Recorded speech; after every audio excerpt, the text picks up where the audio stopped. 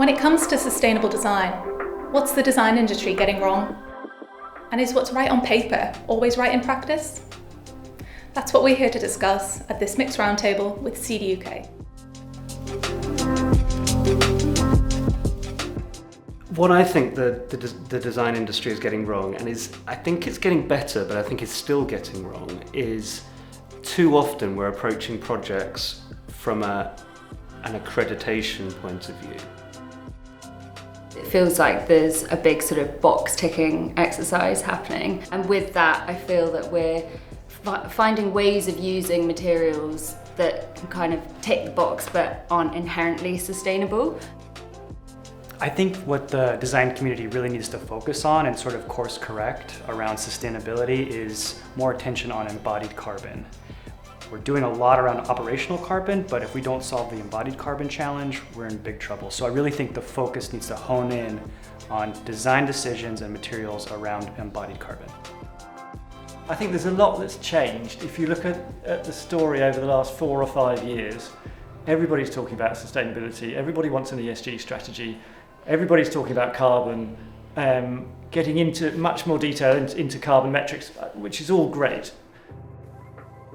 But I think that amount of change in that amount of time is dangerous, and it does bring some risks with it. I think also there's a generational split at the moment in terms of the older generations not naturally being as engaged with sustainability, and younger generations obviously it being at the forefront of their minds since they're the ones kind of left dealing with it all. We often come up against ethical debate of doing all the right things from a sustainability point of view versus making the project viable from a commercial point of view. If you're sort of embedding sustainability in your project and it's really at a sort of nuts and bolts level, you've got this sort of ethos for the project, I think it makes it a lot harder to sort of chip away. I think if everything's sort of little bolt-ons, a nice material with high recycled content there and a green wall here and stuff like that, it's a hell of a lot easier to pick that apart. I think we need to be approaching the materials that we specify on the larger scale in terms of priority of sustainable specification.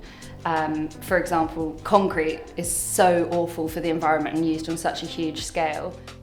Even though it's really nice introducing these products that have recycled content, if they're introduced at a small scale, really it's so marginal the impact it has on a project. So I think, for example, flooring, which you'd specify on a really large scale, that's like a really key product to get right in terms of the specification of it having recycled content, being recyclable, being durable.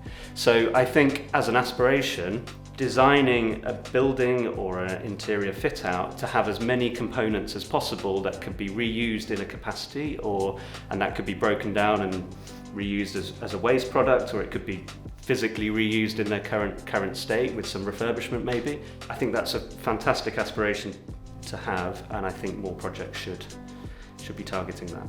In terms of trying to create the perfect sustainable project, I think we're making a mistake striving for perfection in any form regarding sustainability or just design as a whole. I think all we can do is kind of strive to improve and interrogate the information that's put in front of us.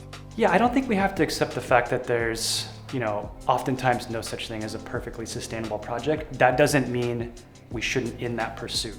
And in fact, we probably need to even be striving for a regenerative project, not just a sustainable one, because we have a little bit of a debt to dig out of in terms of design around sustainability. So we need to be thinking about regenerative projects.